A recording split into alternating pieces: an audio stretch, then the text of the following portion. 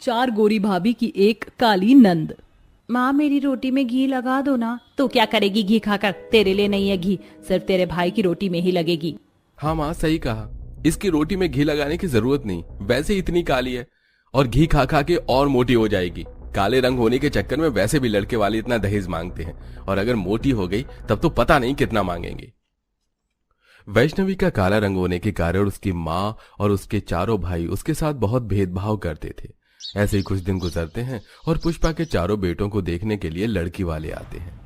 मुझे अपनी चारों बेटी के लिए आपके ये चारों बेटे बेहद पसंद हैं। हमारी तरफ से रिश्ता पक्का समझे। सभी लोग हंसी मजाक करते चाय नाश्ता कर रहे होते हैं। तभी चारों लड़कियों में से हिमानी की नजर दूर खड़ी वैष्णवी पर जाती है। मम्मी जी, वहाँ दूर खड़ी वो लड़की कौन है काले रंग की? मैं देख रही हूँ वो कब से हमारी तरफ देखी जा रही है। वह हमारे घर की नौकरानी है बेटी। अच्छा नौकरानी? हाँ हाँ नौकरानी ही है, तुम चाय नाश्ता करो ना। कुछ देर बाद गंगा अपनी चारों बेटी का रिश्ता पक्का करके वहां से चली जाती है। क्योरी, तुझे कहा था ना अपना ये काला थोपड़ा लेकर अपने कमरे में रहने को, लेकिन तुझे बात समझ नहीं आई। लड़की वालों के पास आना जरूरी था अपना ये काला कलूटा मुंह लेकर। गलती हो गई माँ, माफ कर दो। कुछ दिनों बाद पूरी विधि विधान के साथ पुष्पा के चारों बेटों की शादी हो जाती है। पुष्पा गृह प्रवेश करती हुई। बाप रे बाप, मेरी चारों बहू कितनी गोरी हैं, दूध की तरह पूरा मक्खन मलाई शरीर है मेरी बहू का तो, और मेरी एक खुद की बेटी एकदम काली कलूटी। आओ बहू, घर के अंदर आओ। पुष्पा की चारों गोरी बहू घर के अंदर आती हैं और अपने कमरे में आराम करने जाती हैं। वहीं दूसरी तरफ पुष्पा अपनी बेटी के कमरे में जाकर, मेरी बात ध्यान से सुन। तेरी चारों गोरी भाभी के आगे मैंने तुझे नौकरानी बताया है, तो नौकरानी की तरह सुबह जल्दी उठकर घर के सारे काम को निपटा लियो। जी माँ, मैं घर के सारे काम कर लूंगी। अगले दिन सुबह वैष्णवी उठकर घर के सभी कामों को करने लग जाती है। वो सारे झूठे बर्तन धोती, झाड़ू लगाती है, सारे गंदे कपड़े धोती है। वहीं दूसरी तरफ उसकी चारों गोरी भाभी रसोई में आती हैं। अरे नौकरानी ने तो सारा खाना बना दिया, अब हम क्या करें? चलो हम लोग माँ जी के कमरे में चलते, उनसे थोड़ी बातें करेंगे। चारों बहू अपनी सास के कमरे में आती हैं जहां उनकी सास होती ही नहीं। अरे माँ जी तो है ही नहीं, कहीं गई होंगी। ये देखो यहाँ पर फोटो एल्बम रखा हुआ है, चलो देखते हैं। चारों बहू मिलकर फोटो एल्बम को देखने लगती हैं जहां हर दूसरे फोटो में उन्हें वैष्णवी परिवार के साथ नजर आती है। अरे यार, ये लड़की हमारे परिवार की हर तस्वीर में क्यों है? हर पूजा पाठ, बर्थडे पार्टी, शादी जैसी हर खुशी के मौके में इस लड़की की फोटो हमारे परिवार वालों के साथ। ऐसा लग रहा है जैसे कि ये नौकरानी नहीं, हमारे घर की ही सदस्य। चलो ये बात हम उसी से पूछ कर आते हैं, आखिर वो है कौन। चारों बहू हॉल में आती हैं जहां वैष्णवी झाड़ू लगा रही थी। तभी पड़ोस की बबीता घर में घुसती हुई। अरे वैष्णवी, चार सुंदर गोरी भाभी आने के बाद भी तू नौकरानी की तरह घर में काम करे। अरे अब तो अपनी भाभी को बोल तेरे कामों में मदद करे। क्या कहा भाभी?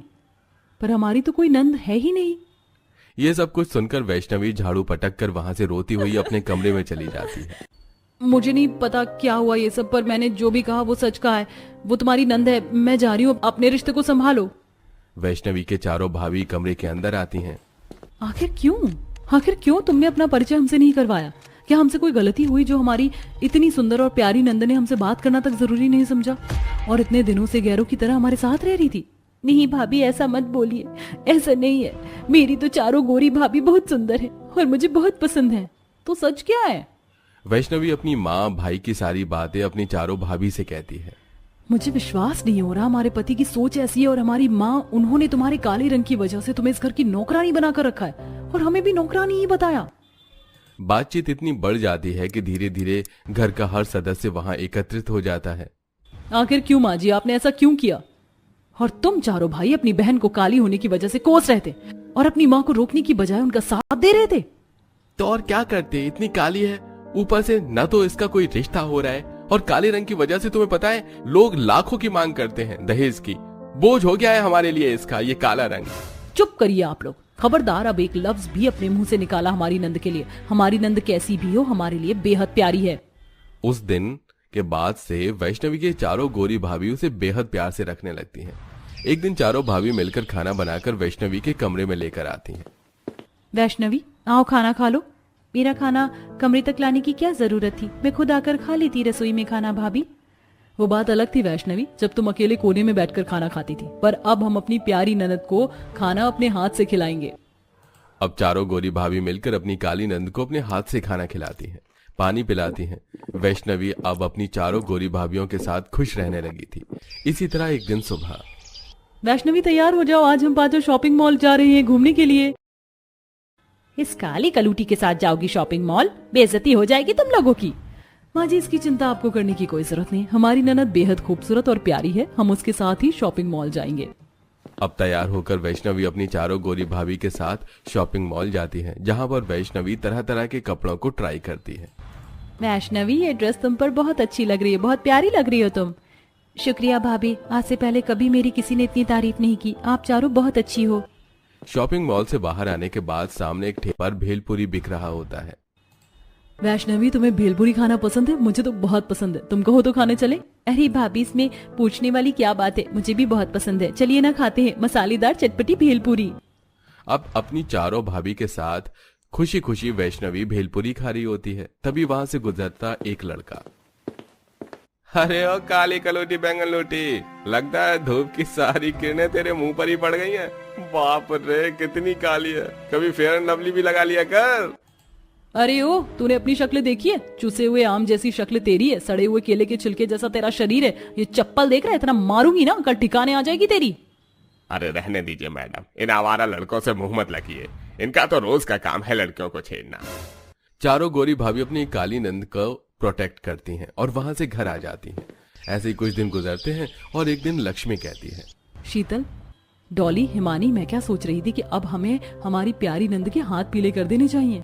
हाँ, तुम सही सोच रही हो, और हर लड़की का सपना होता है दुल्हन बनने का। और सच कहूँ तो मेरी नजर में एक लड़का भी है जो यहीं किशनगंज में रहता है। अब अगले ही दिन डॉली अपनी दोस्त पुनीत को चाय पर बुलाती है। वैष्णवी चाय लेकर पुनीत के पास आती है। पहली ही नजर में वैष्णवी पुनीत को पसंद आ जाती है। डॉली के कमरे में जाकर पुनीत डॉली से कहता है, डॉली, ये लड़की कौन थी? ये लड़की पहली नजर में ही मुझे भा गई। सच में? वैसे ये मेरी ननद है, और सच कहूँ तो मैंने तुम्हें बुलाया ही उसके लिए था, पर मुझे लगा कि शायद उसका काला रंग तुम्हें पसंद आए ना आए। रंग से क्या होता है डॉली, मुझे तो उसकी सादगी भा गई है। अब ये बात वैष्णवी को पता चलती है। वैष्णवी बहुत खुश होती है और कुछ दिनों में पूरी विधि विधान के साथ पुनीत और वैष्णवी की शादी हो जाती है। वैष्णवी की विदाई हो रही होती है, तभी वैष्णवी अपनी चारों भाभी से कहती है, माँ, जो प्यार आपने मुझे कभी नहीं दिया, वो सारा प्यार मुझे मेरी इन चारों भाभियों से मिला।